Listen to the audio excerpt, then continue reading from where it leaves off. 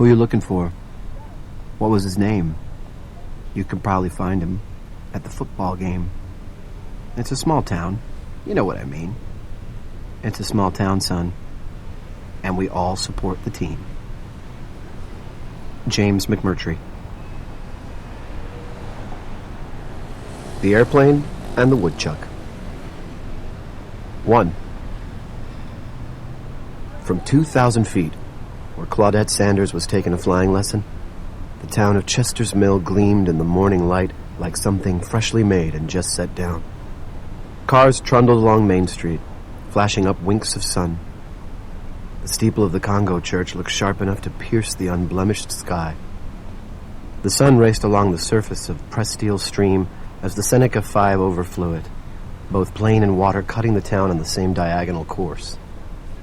Chuck, I think I see 2 boys beside the Peace Bridge, fishing.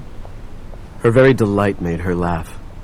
The flying lessons were courtesy of her husband, who was the town's first selectman. Although of the opinion that if God had wanted man to fly, he would have given him wings, Andy was an extremely coaxable man, and eventually Claudette had gotten her way. She had enjoyed the experience from the first. But this wasn't mere enjoyment, it was exhilaration. Today was the first time she had really understood what made flying great, what made it cool. Chuck Thompson, her instructor, touched the control yoke gently, then pointed at the instrument panel. I'm sure, he said, but let's keep the shiny side up, Claudia, okay? Sorry. Not at all. He had been teaching people to do this for years, and he liked students like Claudia, the ones who were eager to learn something new. She might cost Andy Sanders some real money before long. She loved the Seneca, and had expressed a desire to have one just like it, only new. That would run somewhere in the neighborhood of $1 million. Although not exactly spoiled, Claudia Sanders had undeniably expensive tastes, which, lucky man, Andy seemed to have no trouble satisfying. Chuck also liked days like this. Unlimited visibility, no wind, perfect teaching conditions. Nevertheless, the Seneca rocked slightly as she overcorrected. You're losing your happy thoughts, don't do that. Come to 120. Let's go out Route 119 and drop on down to 900. She did. The Seneca's trim once more perfect. Chuck relaxed. They passed above Jim Rennie's used cars, and then the town was behind them. There were fields on either side of 119 and trees burning with color. The Seneca's cruciform shadow fled up the blacktop, one dark wing briefly brushing over an ant-man with a pack on his back.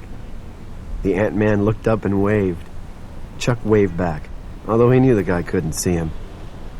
Beautiful goddamn day, Claudia exclaimed. Chuck laughed. Their lives had another 40 seconds to run. 2.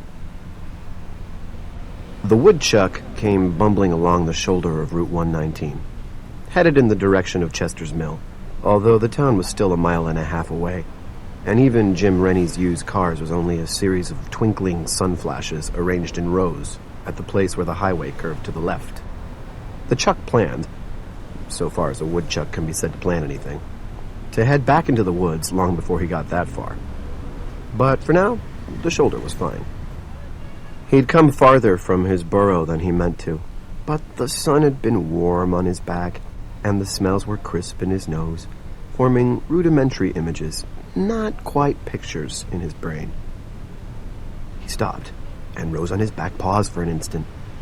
His eyes weren't as good as they used to be, but good enough to make out a human up there, walking in his direction on the other shoulder. The Chuck decided he'd go a little farther anyway. Humans sometimes left behind good things to eat. He was an old fellow, and a fat fellow. He had raided many garbage cans in his time, and knew the way to the Chester's Mill landfill as well as he knew the 3 tunnels of his own burrow. Always good things to eat at the landfill. He waddled the complacent old fellow's waddle, watching the human walking on the other side of the road. The man stopped. The Chuck realized he had been spotted. To his right and just ahead was a fallen birch. He would hide under there, wait for the man to go by, then investigate for any tasty... The Chuck got that far in his thoughts, and another 3 waddling steps, although he had been cut in 2. Then he fell apart on the edge of the road. Blood squirted and pumped. Guts tumbled into the dirt. His rear legs kicked rapidly, twice, then stopped.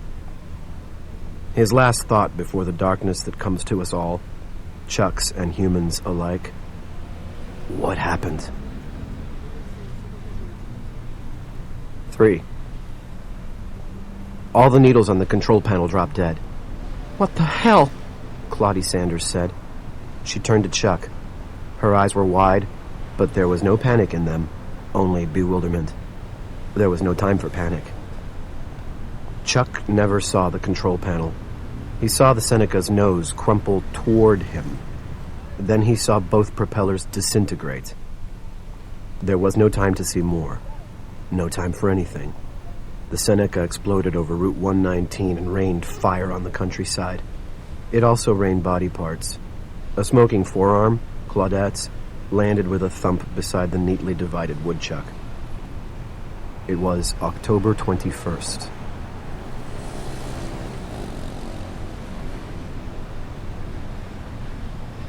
Barbie started feeling better as soon as he passed Food City and left downtown behind. When he saw the sign reading, "You are leaving the village of Chester's Mill.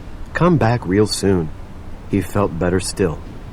He was glad to be on his way, and not just because he had taken a pretty good beating in the mill. It was plain old moving on that had lightened him up. He'd been walking around under his own little gray cloud for at least 2 weeks before getting his shit handed to him in the parking lot of Dippers. "Basically, I'm just a rambling guy," he said, and laughed. "A rambling guy on his way to the big sky. And hell, why not? Montana. Or Wyoming. Fucking Rapid City, South Dakota. Any place but here." He heard an approaching engine, turned around, walking backward now, and stuck out his thumb. What he saw was a lovely combination. A dirty old Ford pick-em-up with a fresh young blonde behind the wheel. Ash blonde, his favorite blonde of all. Barbie offered his most engaging smile. The girl driving the pick-em-up responded with one of her own, and oh my lord, if she was a tick-tock over 19, he'd eat his last paycheck from Sweetbriar Rose. Too young for a gentleman of 30 summers, no doubt, but perfectly street legal, as they'd said back in the days of his corn-fed Iowa youth. The truck slowed. He started toward it, and then it sped up again. She gave him one more brief look as she went past. The smile was still in her face, but it had turned regretful. "I had a brain cramp there for a minute," the smile said, "but now sanity has reasserted itself." And Barbie thought he recognized her a little, although it was impossible to say with certainty. Sunday mornings in Sweetbriar were always a madhouse. But he thought he'd seen her with an older man, probably her dad, both of them with their faces mostly buried in sections of the Sunday Times. If he could have spoken to her as she rolled past, Barbie would have said, "If you trusted me to cook your sausage and eggs, surely you can trust me for a few miles in the shotgun seat." But, of course, he didn't get the chance.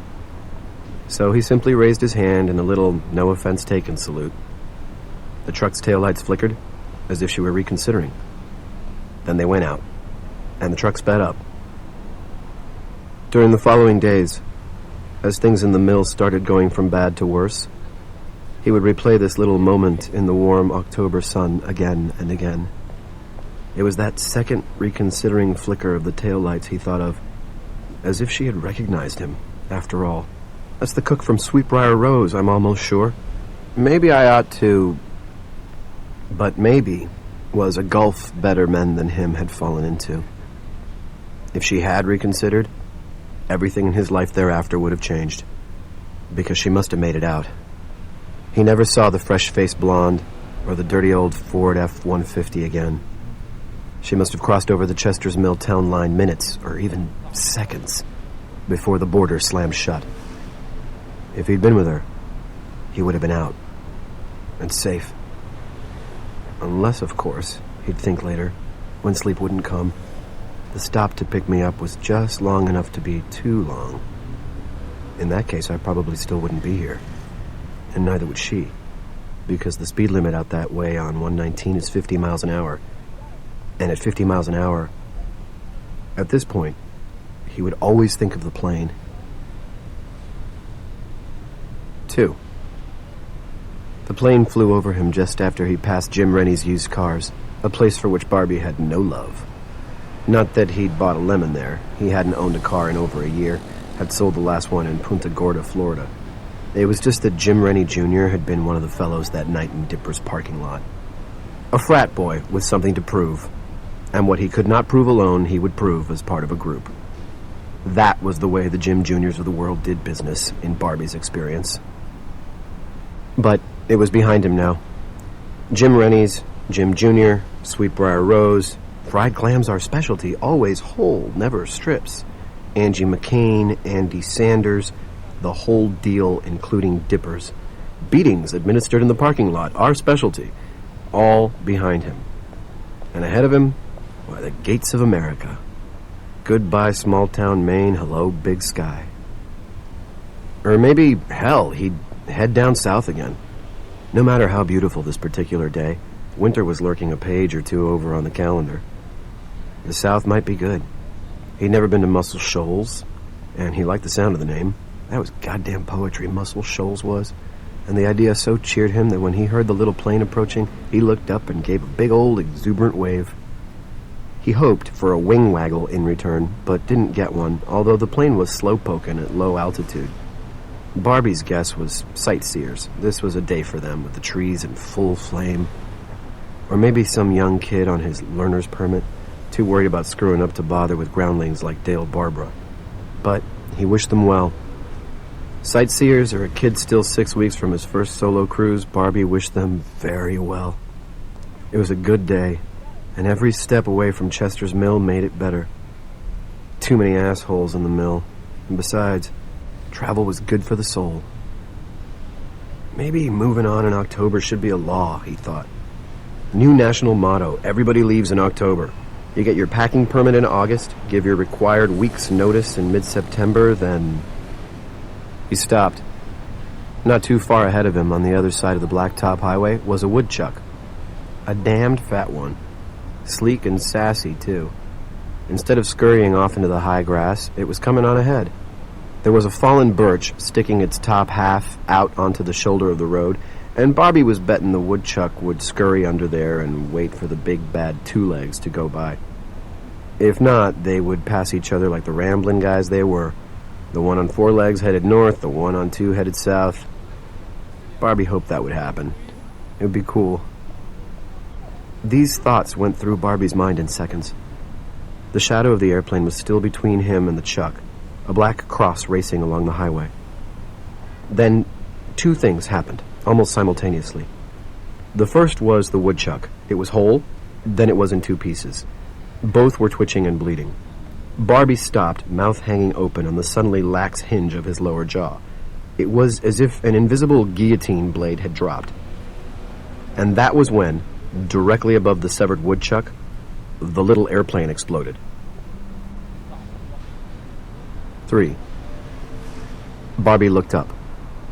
Falling from the sky was a squashed, bizarro world version of the pretty little airplane that had passed over him seconds before. Twisting orange-red petals of fire hung above it in the air. A flower that was still opening, an American disaster rose. Smoke billowed from the plummeting plane. Something clanged to the road and sprayed up clods of asphalt before spinning drunkenly into the high grass to the left. A propeller. If that had bounced my way. Barbie had a brief image of being cut in 2, like the unfortunate woodchuck, and turned to run. Something thudded down in front of him, and he screamed. But it wasn't the other propeller. It was a man's leg dressed in denim. He could see no blood, but the side seam had been blown wide open, revealing white flesh and wiry black hair. There was no foot attached. Barbie ran in what felt like slow motion. He saw one of his own feet, clad in an old scuffed work boot, stride out and clop down. Then it disappeared behind him as his other foot strode out. All slow, slow, like watching the baseball replay of a guy trying to steal second. There was a tremendous hollow clang from behind him, followed by the boom of a secondary explosion, followed by a blast of heat that struck him from heels to nape. It shoved him on his way like a warm hand. Then all thoughts blew away, and there was nothing but the body's brute need to survive. Dale Barbara ran for his life. 4.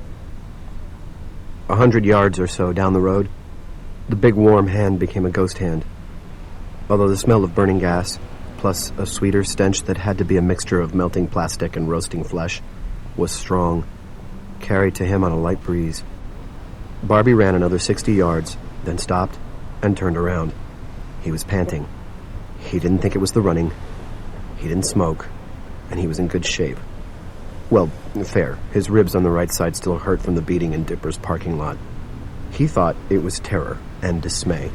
He could have been killed by falling pieces of airplane, not just the runaway propeller, or burned to death. It was only blind luck that he hadn't been. Then he saw something that made his rapid breathing stop in mid-gasp. He straightened up, looking back at the site of the accident. The road was littered with debris. It really was a wonder that he hadn't been struck and at least wounded. A twisted wing lay on the right.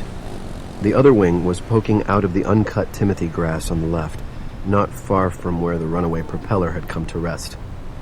In addition to the blue jeans-clad leg, he could see a severed hand and arm. The hand seemed to be pointing at a head, as if to say, "That's mine." A woman's head, judging from the hair. The power lines running beside the highway had been severed. They lay crackling and twisting on the shoulder. Beyond the head and arm was the twisted tube of the airplane's fuselage. Barbie could read NJ3. If there was more, it was torn away. But none of this was what had caught his eye and stopped his breath. The disaster rose was gone now, but there was still fire in the sky. Burning fuel, certainly, but it was running down the air in a thin sheet.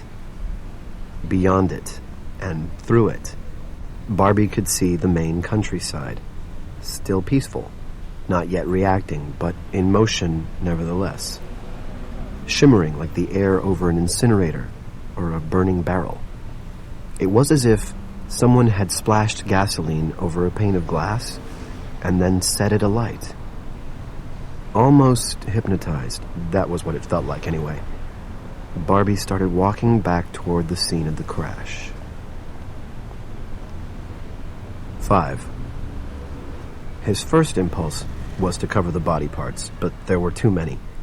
Now he could see another leg, this one in green slacks, and a female torso caught in a clump of juniper. He could pull off his shirt and drape it over the woman's head, but after that, well, there were 2 extra shirts in his backpack. Here came a car from the direction of Maughton, the next town to the south. One of the smaller SUVs, and moving fast. Someone had either heard the crash or seen the flash. Help. Thank God for help. Straddling the white line and standing well clear of the fire that was still running down from the sky in that weird water on a window pane way, Barbie waved his arms over his head, crossing them in big X's. The driver honked once in acknowledgement, then slammed on his brakes, laying 40 feet of rubber. He was out almost before his little green Toyota had stopped. A big, rangy fellow with long gray hair cascading out from under a Sea Dog's baseball cap. He ran toward the side of the road, meaning to skirt the main firefall. "What happened?" he cried. "What in the blue Then he struck something. Hard. There was nothing there, but Barbie saw the guy's nose snap to the side as it broke. The man rebounded from the nothing, bleeding from the mouth, nose, and